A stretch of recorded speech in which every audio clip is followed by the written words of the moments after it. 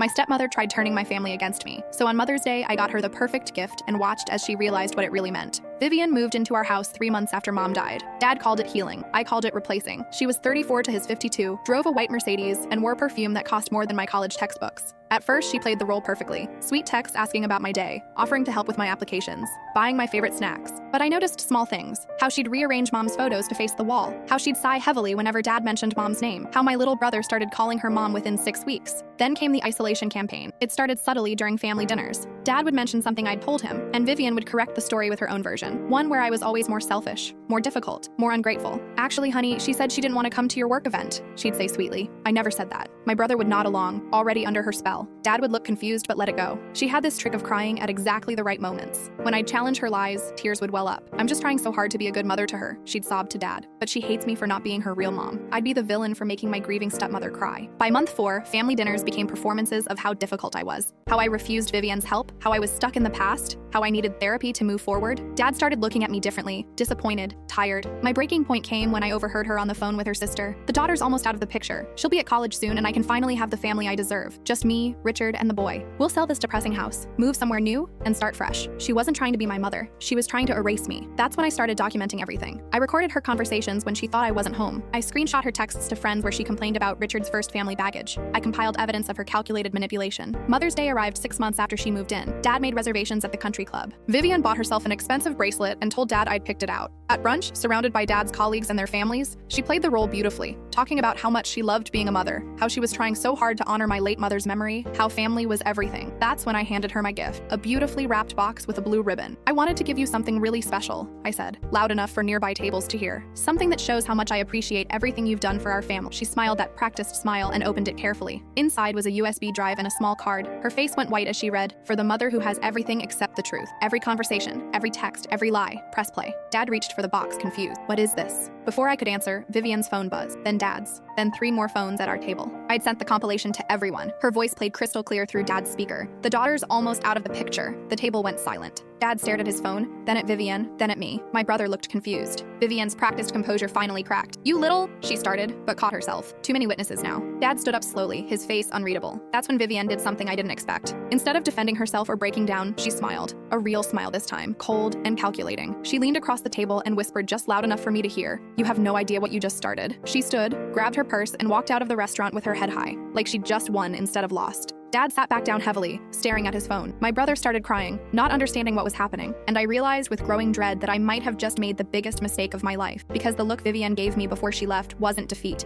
It was a promise. I couldn't fit what happens next in this short video. Watch the rest down below.